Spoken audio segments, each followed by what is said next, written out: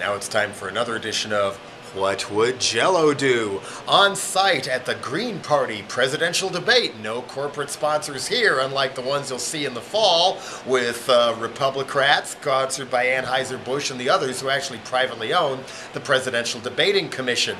But let's give credit where credit is due. I'm making this one to say hooray for Barack Obama. Yes, hooray for coming out in favor of lesbian, gay, bisexual, transgenders, people's right to marry. That took some guts. I'm touched. I'm blown away. I didn't expect it. So let's give credit where credit is due, even if, like me, you're a little cynical about the whole institution of marriage in this day and age, and a little cynical about what value monogamy really has, especially when so many good relationships shatter over somebody straying just once when it might have brought some new spice into the whole thing. Otherwise, free love isn't totally such a bad idea, people. Even though, in retrospect, I was probably practicing more monogamy in a lot of my relationships than the people who claimed they were monogamous were in the end. Enough whining. But back to Obama here. People are jumping on Joe Biden, Obama's Cheney for all practical purposes. A guy nobody likes, but there he is, vice president with teeth that'll blind you at 1,000 yards. He comes out for it first. That wasn't him being a loose cannon. That was a carefully calculated, studied trial balloon. If too many people jumped on him, Obama would have kept his mouth shut. But no, it was cleared the way for him to do it himself. Still, it took some guts, even though every poll they were showing saying, yeah, most people in America are okay with this now, which is a long way we've come from 2004 when Karl Rove scared the living daylights out of everybody by bringing it out of the closet to smear and pummel people with. Now, poll I saw even showed Catholics in this country in favor of it, not wanting to be part of the Rick Santorum Taliban or whatever. But does this mean we then grant Obama a big halo of Teflon for the next 5 years? No, it does not. We build on this in a positive way. We want this Obama, who did come out for something really good and really important, to do the same and show the same courage, the same sense, end the war on drugs. Instead of going harder and harder against medical marijuana and then jiving everybody in your Rolling Stone interviews saying we're just required to enforce the law. All those laws were on the books when Bush was there, but they weren't threatening banks and landlords with seizure of all their property just for working with medical marijuana providers. That is sick.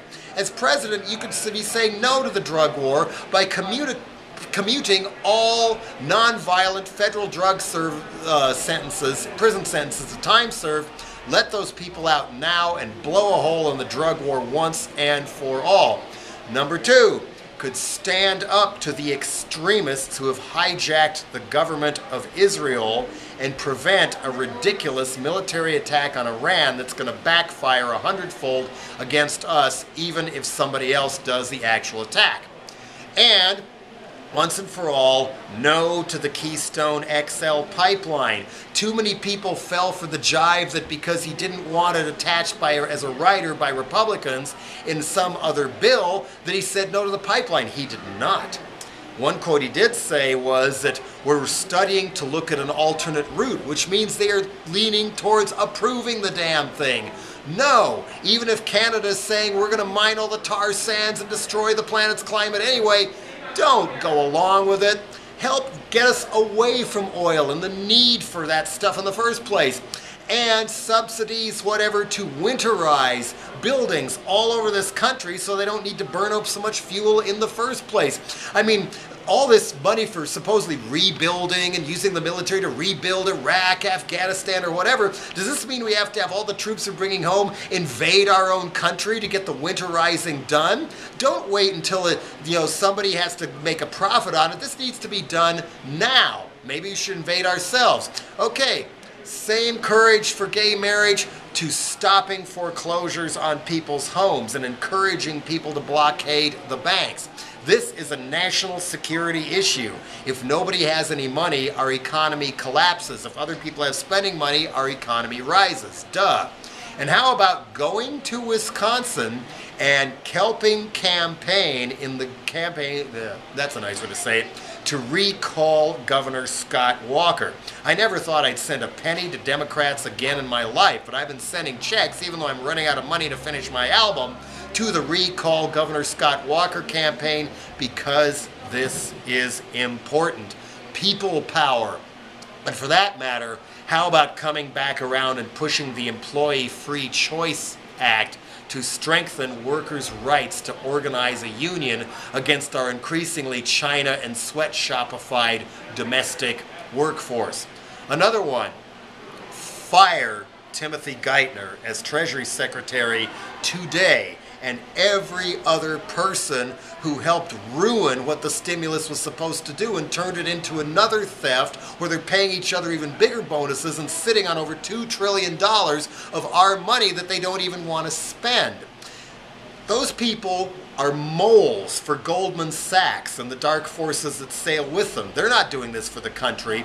And it seems to me, speaking of national security, that moles for Wall Street and Goldman Sachs are far more dangerous to our economic fabric and thus our national security than moles for Al-Qaeda could ever be. And for that matter, how about a transaction on every single stock transfer or sale or transferring money out of the country? And there's always repealing the Bush tax cuts once and for all. After all, if that had been brought up as an issue before the 2010 election, the Barack Star's Democratic Party would still have Congress. And if, as is likely, the Supreme Court guts the Obama Health Care Act, why not use that as the golden opportunity to say, okay, it was unconstitutional to force everybody to buy private corporation insurance, but it's not unconstitutional to have a public option. Now we have the excuse to bring it in.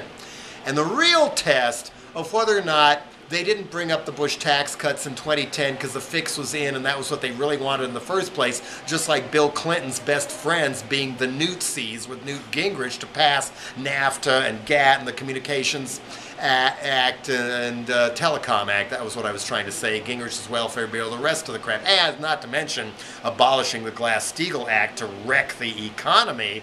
Yeah, it was Clinton and the Newtsies. So is it Obama and the Boehneroids? Well, let us hope not. And here's the real test. 1996, everybody knew Bill Clinton was going to get reelected. Look at the opponent. It was Dole, for Christ's sakes. He wound up being a Viagra salesman after that.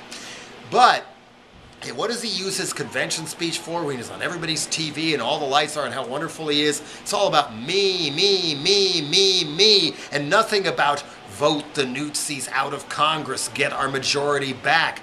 I can't do this alone. That's not what he did. So if you see Obama only talking about himself at the 2012 convention in Charlotte, North Carolina, instead of trying to use them coattails and his special picks he does from his charisma to say, look, I can't get anything done with that tanning parlor nut job running the House, and look what we've got in the Senate as well, you got to help me out. If he doesn't do that, it means he actually is really down with the gridlock we have now, and the fix was in all along.